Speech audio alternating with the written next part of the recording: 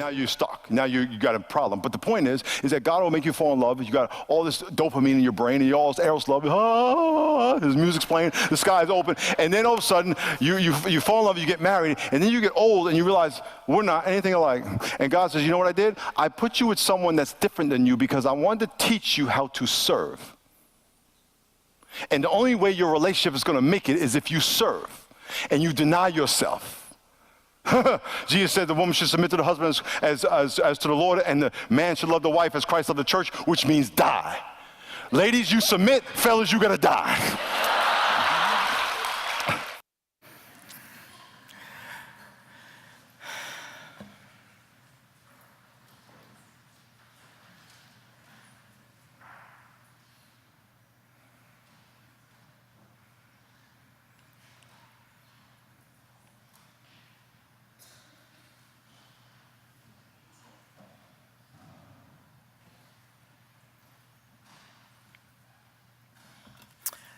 How many of you were here on Monday to hear Pastor Miles McPherson talk? How many of you, by the way, is this the first thing you've done today? You haven't gone to any classes yet. How many of you have? Okay, great. Well, that's nice. Thank you for coming and starting your day with worship. And we just want to open a little bit, as we do on Fridays, to the preaching from the Word that we heard on Monday. And as you, if you recognize that, or if you just caught it now for the first time, what Pastor Miles McPherson from the Rock Church in San Diego was talking about those early stages of love that are filled with infatuation, in which there are kind of these fantasies about how similar this person suddenly seems to us. They like to do the same things, go to the same places. They seem to have had the same experience. This other person in our life wants the same things. And there's just this fantastic feeling in early stages of romance of unity. It's like this person is the same as me, or appears to be so. Now, what he was referring to is that after a few months, or even after a few years, or on into marriage, suddenly you discover this person that you thought was so similar to you is not that similar after all. They're another person. They have, for instance, an independent will. After my wife and I were married for a couple years, we discovered about vacationing together. We went to Europe after a couple years of being married, and I kind of like to go into a town and just figure out where we were going to stay and figure out where we were going to eat. I like kind of the spontaneous and free-flowing adventure of traveling. She, not so much. She wanted to know where we were going to stay, where we were going to eat, where we were going to tour before the day even started, because she kind of needed that sense of closure so she didn't have to worry about it. My wife is also quite open with both of us to other people. I call it oversharing. Honey, I think you're oversharing right now. I'm a little more protective, a little more repressed. I like things a little more organized, and she's okay with a little bit of clutter. She likes the house warm, I like it a little bit cold. There was a time when I thought we were exactly the same. But no, this is another person. And when you hit that point where you realize this is another person with an independent will, you have to make a decision. Because you start to realize that maybe early on you were loving that person because they were so like you, or you thought they were. In fact, you were loving yourself, a fantasy that this person was you. And at that point in the relationship, you have to decide, am I going to actually try to love another person, not just the imagination of myself in them? Well, in Pastor Miles' talk, this was an extended metaphor for our relationship with God. That sometimes our relationship with God goes through these similar stages. And about 900 years ago in Northeast France, it turned out that a scholar named Bernard of Clairvaux wrote a little treatise called On Loving God. Here's Bernard, St. Bernard. Oh wait, no, how did that get in there? That's a different kind of St. Bernard. He didn't slobber quite as much. Go to the next slide. There we go. There's St. Bernard, or at least there's his book.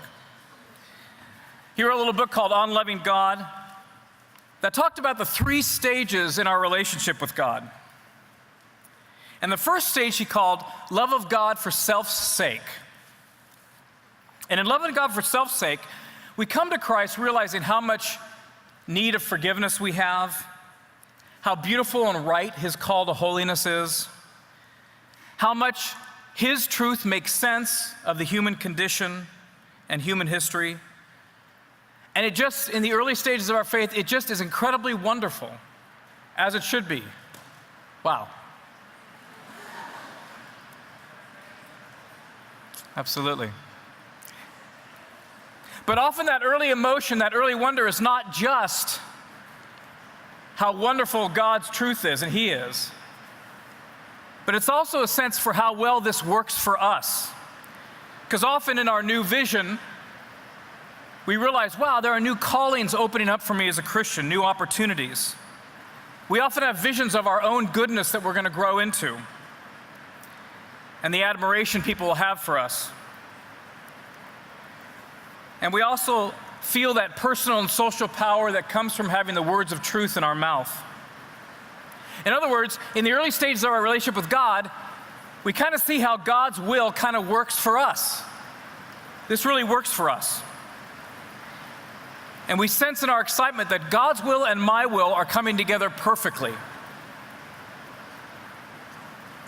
Now, while our motives may be a little mixed there, as we really may be loving God a little bit for self's sake, for how his will seems to dovetail with our will, Bernard says that this love of God for self's sake is often the best we can do as young Christians. And it's part of how God draws us to really love him later on. So it's often a necessary first stage, love of God for self's sake, just to move us into relationship with God. But there's going to come a time when the Spirit is actually going to move us to the next stage, which is love of God for God's sake. And in this stage, it's often preceded by some disappointment, in which we suddenly discover that God is actually another person with an independent will. Maybe I wanted a vocation. Maybe I wanted a vocation in higher education. I wanted to be like one of my professors. But I discover as I move through school that maybe I'm not as studious as I thought. Or maybe my plan, my will, was to actually go to graduate school in some other area, but a financial crisis has seemed to come in the way or delayed that. Or maybe I didn't get that internship was going to be the way that I thought God and I had agreed that I was going to change the world by getting this internship or job, and it didn't happen. It could even be that I discover that I am not as mature as I thought I'd be at this point, and that I've disappointed myself or failed others.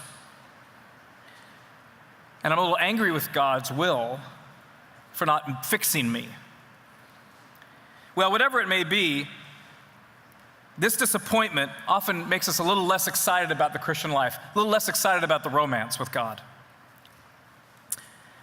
But for Bernard, this disappointment is actually a fortunate fall, because it's an opportunity, invitation for you and me to move from the love of God for self's sake to the love of God for God's sake.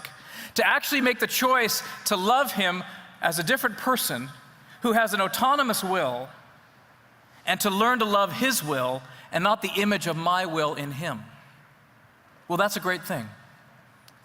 To move from love of God for self's sake to love of God for God's sake, even though it may come with some mild depression, or even though those early infatuation feelings in the early part of the Christian life have begun to dip, that is probably a good thing, because it actually is now opening us to another person who has another will that is good and perfect. It's hard to imagine that Jesus ever loved God for self's sake, but we can imagine that Jesus had to make that choice, that he came to a place in the Garden of Gethsemane where he had to choose again to die to his own will and choose again his Father's will. He says in Matthew, "My soul is very sorrowful, even to death."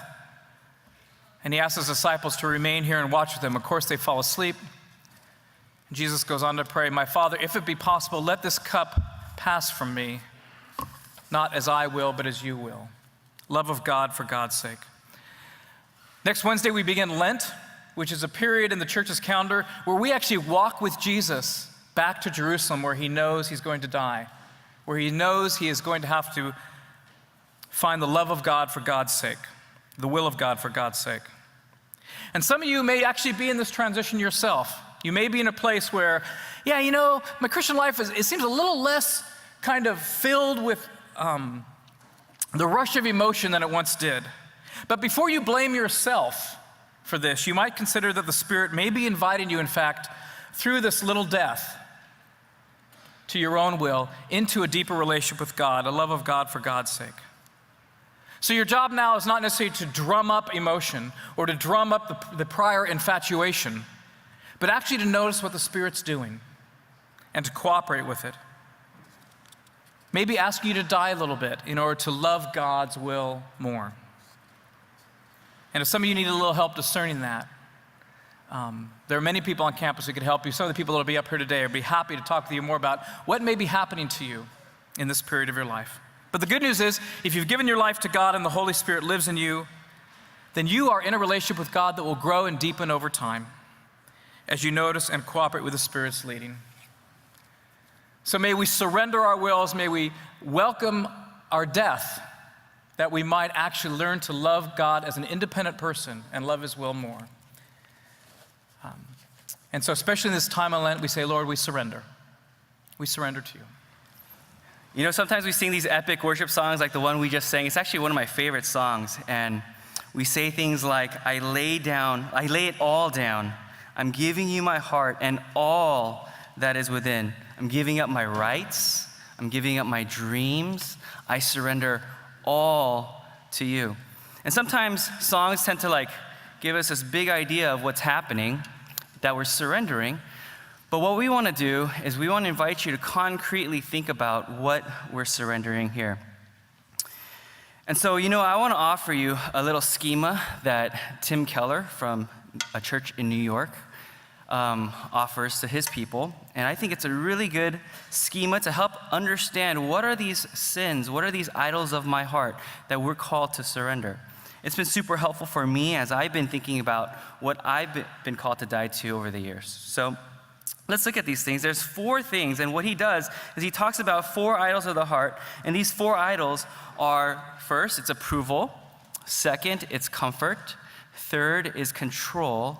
And fourth is power. And what he's saying is that these 4 idols of the heart are chief sins. In fact, all other sins in some way submit and serve these 4 chief idols of the heart. For example, sometimes we might say that we serve an idol, a type of idol of money. But the thing is, a lot of people want money for various reasons. Sometimes people want money so that other people can say, wow, that guy's cool, or we find some sort of approval from other people. Sometimes we want money to buy things and experiences for our pleasure and for our comfort. Sometimes we want to earn money to control certain circumstances in our future that we think we can use money to help appease. And sometimes we want money because it gives us a certain status or a certain power. So even though we might have the idol of money, there's actually other things going on that's driving us toward money. Same thing goes with sex or lust. Sometimes we want sex to feel loved or feel approved. Sometimes we pursue it for its pleasures or its comforts. Sometimes we use sex as a way to control or have power over other people. We have tons of sins in our hearts, but all these sins in some way serve these 4 idols of the heart, these 4 chief sins. I'm going to spend a few minutes fleshing out the first 2 for us, and then I'm going to invite my brother Chad up to flesh out the next 2. So if we want to look at approval, and if I could be really honest with you guys, that is my idol of the heart. That is my chief sin. If you were to listen to my heart would say something like this. My heart would say, life only has meaning if I'm loved by so-and-so. I only have worth if I'm respected by so-and-so. Approval. The greatest nightmare for people who serve approval is this idea of rejection. Others might feel very smothered by me when I'm just trying to grab for their approval. They might feel really smothered by me. And my problem emotion is cowardice. I don't like to assert myself, and I tend to cower away so I could have a semblance of approval from people, this idea of togetherness, which is not necessarily a complete love. You know, a few weeks ago, I walk in the door at home, all tired from working and from driving. My baby is crying. My wife is cooking. It feels a little like chaos in the home. Try to calm my daughter down. I eat whatever my wife puts on the table. But all of a sudden, boom, it happens. And we start screaming at each other. We start getting angry. It just gets really, really ugly. We take a few minutes apart. And you know what? I begin to realize what I really wanted from my wife was, as I walked in that door, I wanted her to appreciate the hard work I did. I wanted her to appreciate that what I've done is good, that she approved of what I did. You know, I sinned by not loving my wife, that's true. But at the same time, the deeper sin, if I were to be honest with you, is that I wanted to find my approval and my worth in what my wife, in the way that she sees me. And even now, as I stand here and I look at you guys, I don't know 95% of you guys, but my heart wells with anxiety because I want you to look at me like I'm smart or I'm insightful or I'm good looking or, you know. And I want your approval. I want your complete acceptance, and I strive for that. But to be honest, God's already given that to me. But my heart is so deceitful that I serve the idol of approval that I want you guys to see, to approve of me and want all of that acceptance when God has already given that to me in completeness and demonstrated that by giving his son on the cross. Some of us might also serve the idol of comfort. In your heart, if you serve the idol of comfort, you might say, life will only have meaning if I have this kind of pleasure or that kind of experience. I will only have worth if I have a particular quality of life or if I have a particular experience. Comfort's greatest nightmare is stress. It's demands. We don't like that. Others might feel really hurt by us because it's all about us. And our problem emotion is boredom. We hate boredom. We hate being still. We hate being silent. You know, I watch my daughter on weekends, and I love watching football, especially in the fall. I love college football. And so what I do with my daughter is I train her to like my team, right? I like UCLA. So I train her to watch, and I tell her, you know, baby blue and gold, that's good. You know, cardinal red and gold, that's bad, you know? Yeah, thank you. Okay. And I'm there, and I'm teaching her to root for my team, but eventually what my daughter does is she goes, no, I want to do puzzles. No, I want to play, I want to paint, I want to do this. So I go, okay, go do it, go do it, go do this, go do that. And I'm sitting there, I'm watching TV, and then it happens. My daughter grabs her milk, just throws it all across the living room, and there's a puddle of milk in the middle of our living room, and she starts jumping on it, and it splatters everywhere. She starts grabbing milk, throwing it against the wall, against the TV. And what do? I just erupt in anger. And all this anger, I'm like, you know, and UCLA is coming. We had a good year this year, didn't we? And we were coming back, and it's the fourth quarter, and my team is rallying to win, and my daughter is just sitting there. I get angry at her, and I ignore her. You know, at that moment, yeah, I sinned in some sense by not taking care of my daughter in an appropriate way.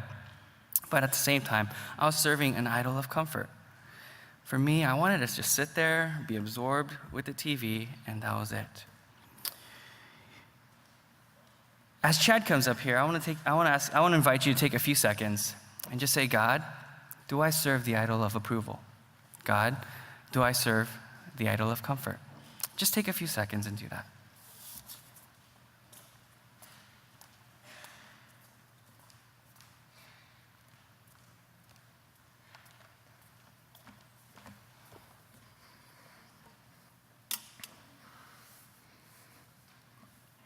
Mike, I approve of you.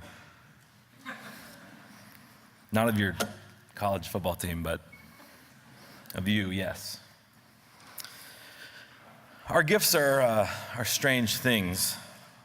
Our gifts are the things that make us the most unique and beautiful in this world, and at the same time, they're the things that tempt us the most, because it's our gifts that we lean into that become potentially our idols.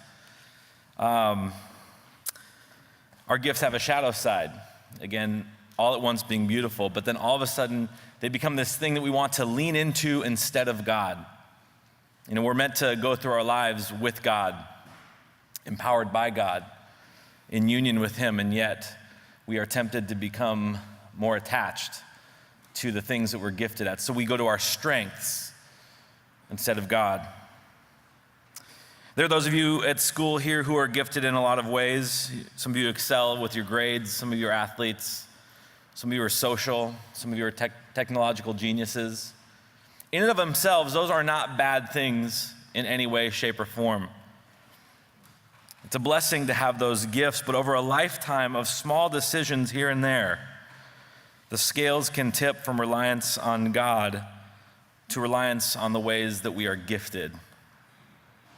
And so I think about this when Tim Keller talks about control and power. I think it's interesting to think about that. We want our life to go smoothly. We want to be able to see our lives for miles. If you're a junior or a senior and you're thinking about what your life is going to be, one of the things you're experiencing is that I can't see what my life is going to be, and that bugs us. We want to be able to see for miles. We want to just plan everything out. But then there's this crazy ex-cop who goes rogue and starts killing people. Or there's a hurricane bigger than any hurricane that's ever been before. I mean, even the hail outside right now tells us that God is bigger than us, that God is someone else, that we don't control God. Like Mike, my kids are a daily reminder of this. The most cherished relationships you have should teach you that you do not have control over people that you love. Last weekend, my wife, Beth, went out of town, and that left me at home with the kids, and I built it up like fun daddy weekend, right? I lost control. I have no control over those three. My 7-year-old can't let anything go that my 5-year-old says to try to get her. My 5-year-old refuses to eat in a timely manner, and my 2-year-old absolutely must be taken to the potty every time we sit down for a meal, without fail. I can't control those things. And so I struggled all weekend, quite honestly, with shaming them. See, I had all these expectations for being a great, fun dad, and I couldn't control what was happening in front of me. And so I was getting angry. I was shrugging my shoulders. I couldn't hide my discouragement. So when I lost control, my kids felt condemned. And it all came out of my sense of fear and hopelessness. Closely related to control is power. If control is holding things down sort of in an orderly, dutiful fashion, power seeks to pick everything up and manipulate and control your environment. Have influence. Power doesn't become an idol of the heart because you started by looking for power and looking for influence. Desiring success and influence are not bad. But when you long for influence that you don't have, and you decide that you will do anything to have influence over your environment, and you do this instead of going to Jesus when you realize you are helpless, then you begin to have an idol. You can't control your anger because you are trying to manipulate the environment because the environment is refusing to be manipulated. Anybody ever had one of these lock up on you? Right? You're trying to manipulate your environment by unlocking the phone and it's not doing it. What's the first thing that happens? If you're like me, rage starts to happen. And it's seconds before I'm wanting to chuck this thing through a wall. And your friends and your family, all of them eventually begin to feel used by you. Because you're not seeking to know them, you're seeking to control them, to have power over them. You are not the director of a movie, and the people in your life are not characters. And so many of our addictions are related to the idol of control and power. The alcoholic, the lustaholic, the imageaholic realizes that he or she has no power over his life, his or her life, but they have power and control over this area. And it becomes an addiction. So like Mike mentioned, surrender is a process, and it's a process that takes a lot of time. It's a process that we will return to over our entire lives. You may have surrendered your idols before. When you're invited to think what your idols are, you may have old friends that are your idols. And like Mike said, we sang, I surrender all to you, all to you. It's an important thing to say. Maybe you heard something that resonated with what Mike said in approval or comfort. Maybe you struggle with control and power. But as we sing surrender here again, let us understand that the goal is to surrender inside of any given moment that God is asking you to surrender something. And so you are in chapel right now, and we're talking about surrender. Think of one area of attachment to an idol that is replacing your attachment to God.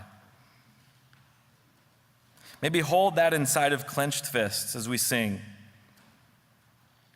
And as we sing, maybe even consider singing the thing out as we sing, I surrender all. Or maybe sing the lyrics and hold that thing in mind. But release that attachment, if only to the end of chapel, if that's what you can manage. Earlier this morning, Todd referenced the fact that Lent starts next week, and this song in some ways is a promise, or the process of Lent and Easter. Because Easter is made all the more real as we enter into the process of surrender and see how desperately we actually do need Jesus. So Lent starts next Wednesday, Ash Wednesday, and traditionally in the church calendar, this is a time of self-examination. It's 40 days of surrender, 40 days of doing something, maybe a fast of some kind, where we offer up something to the Lord, something of ourselves to identify with Him, but also to allow His Holy Spirit to transform us and to work in us. You may have participated in Lent through a fast like giving up sugar or chocolate or Facebook or Halo or your favorite TV show. All things that can be good in themselves, but have the capacity to become like idols in our lives. So this morning, as we listen to the rain, and as we consider these idols that we've been talking about, I'm going to invite you into prayer with me to consider what that idol has been for you, again, and to consider with Jesus, what might that process be over the next 40 days? What might the fast be that I can engage in to cooperate with your Spirit so that I can enter more fully into the promise of new life? Biola University offers a variety of biblically centered degree programs, ranging from business to ministry to the arts and sciences. Visit biola.edu to find out how Biola could make a difference in your life.